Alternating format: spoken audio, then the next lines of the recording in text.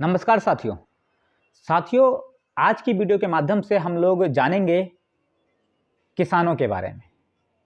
बीते 13 फरवरी से किसान अपनी मांगों को लेकर के प्रदर्शन कर रहा है। दिल्ली के बॉर्डर पर रुका हुआ है।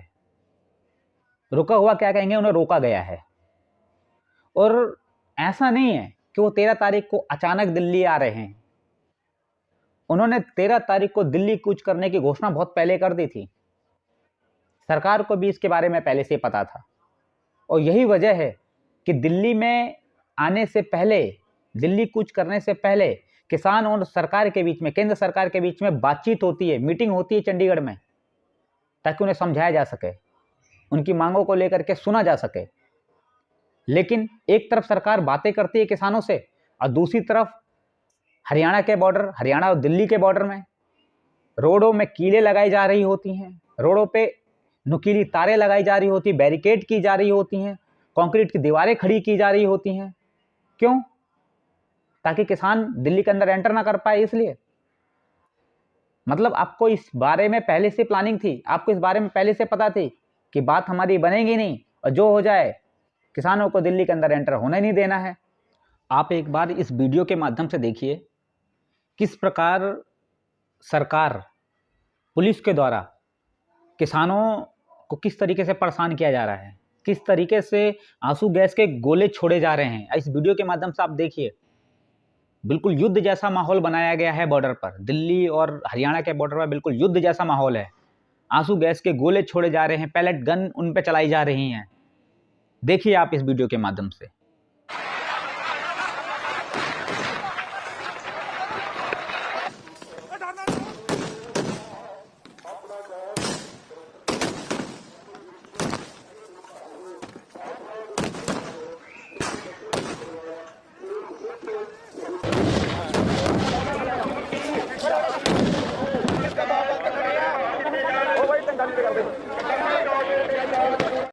और किसानों का विरोध भी वही लोग कर रहे हैं जिनको खाने में अनाज से ज्यादा गोबर पसंद है। मुझे ये बात कहने पे बिल्कुल भी बेझिझक नहीं होती। और ये लोग सोशल मीडिया में बैठ करके, आराम से बैठ करके इन किसानों को, इन अन्नदाताओं को जो पूरे देश का पेट भरता है, उनको आतंकवादी, खालिस्तानी तक बोल रहा है। उन्हें इतना तक नहीं पता कि इनकी मांगे क्या हैं, ये किसान चाहते क्या हैं, ये कौन सी मांगों को लेकर के सरकार के सामने प्रदर्शन कर रहे हैं, नहीं पता इन लोगों को। और ना ही ये लोग जानने की कोशिश कर रहे हैं। बस ये लोग आते हैं सोशल मीडिया पर, उनको आतंकवादी और खालिस्तानी तक बोल देते हैं। और उन्हें इतना नहीं पता अभी तक कि रास्तों को किसानों ने नहीं ब्लॉक किया हुआ है, बल्कि पुलिस ने ब्लॉक कर रखा है। पुलिस की वजह से सारे रास्तों में दिक्कतें हो रही हैं लोगों को। पूरे ट्रैफिक में लंबा लंबा जाम लगाने का जो काम कर रही है वो किसान नहीं कर रहे, बल्कि ये पुलिस कर रही है। ये शासन प्रशासन दोनों के दोनों मिल करके ये काम कर रहे हैं ताकि लोगों को परेशान किया जाए और किसानों के अगेंस्ट, किसानों के विरोध में लोगों को भड़काया जाए। देश के 80 करोड़ लोगों को मुफ्त में राशन देने का दम भरने वाले प्रधानमंत्री, ये दम जो भर रहे हैं किसके दम पे भर रहे हैं? इन्हीं किसानों की दम पर। उस अनाज को उगाने का काम यही किसान करता है। 5 किलो फ्री के राशन को लेने के लिए पूरे राशन डिपो में सुबह से लेकर शाम तक जो लाइन में लगे रहते हैं, किसके दम पे ये राशन मिल रहा है आपको? ये राशन इन्हीं अन्नदाताओं की वजह से मिल रहा है, इन्हीं किसानों की वजह से मिल रहा है आपको। लेकिन हो क्या रहा है इस देश में?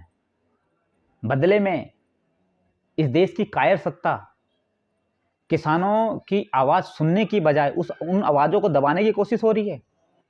किसानों पर पैलेट गन से वार किया जा रहा है, उन पे गोलियां चलाई जा रही हैं, उन पे आंसू गैस के गोले दागे जा रहे हैं। और जो किसान अपनी बातों को जनता के सामने रखना चाहता है, उनके आप ट्विटर अकाउंट ब्लॉक कर देते हो। जो पत्रकार किसानों को कवर करता है, उनकी आवाज को जनता तक पहुंचाने का काम करता है, आप उन पत्रकारों के ट्विटर अकाउंट भी ब्लॉक कर दे रहे हो। क्या चाहते हो आप इस तरीके से जनता की आवाज का दमन करेंगे? इस तरीके से जनता की आवाज को दबाने की कोशिश करोगे? और नेशनल मीडिया की क्या ही बात करें, नेशनल मीडिया तो भांग का नशा करके सरकार के तलवे चाटने का काम कर रहा है, और कुछ गोबर भक्त सोशल मीडिया पे ये कह रहे हैं कि थार चलाने वाला और महंगी गाड़ियों वाला और आईफोन वाला किसान हो ही नहीं सकता। क्यों भाई? थार और आईफोन तुम्हारे बाप की जागीर है क्या, जो एक किसान नहीं चला सकता? इनको लगता है कि किसान फटी धोती और बनियान में घूमता रहे। किसानों की कोई नई मांग नहीं है, किसानों की वही मांग है जब आप प्रधानमंत्री नहीं थे। मोदी साहब, जब आप प्रधानमंत्री नहीं थे तब आप देश में घूम घूम करके उन्हीं मांगों को सरकार से, जो उस समय की सरकार थी, उससे मांग रहे थे। उसी एमएसपी पर आप पूरे देश पर किसानों को ज्ञान दे रहे थे कि जब हमारी सरकार आएगी तो हम किसानों को एमएसपी की गारंटी दिलाएंगे, हम किसानों की आय दोगुनी करेंगे। लेकिन अब आपकी सरकार है तो आप उन सब वादों जो आप उस समय घूम घूम करके दूसरी सरकार से डिमांड कर रहे थे, मांग कर रहे थे, आप उनको भूल गए। अब देखिए इस वीडियो के माध्यम से, प्रधानमंत्री जी जब प्रधानमंत्री नहीं थे तो क्या पूरे देश में घूम घूम करके क्या डिमांड कर रहे थे उस समय की सरकार से। देखिए इस वीडियो के माध्यम से।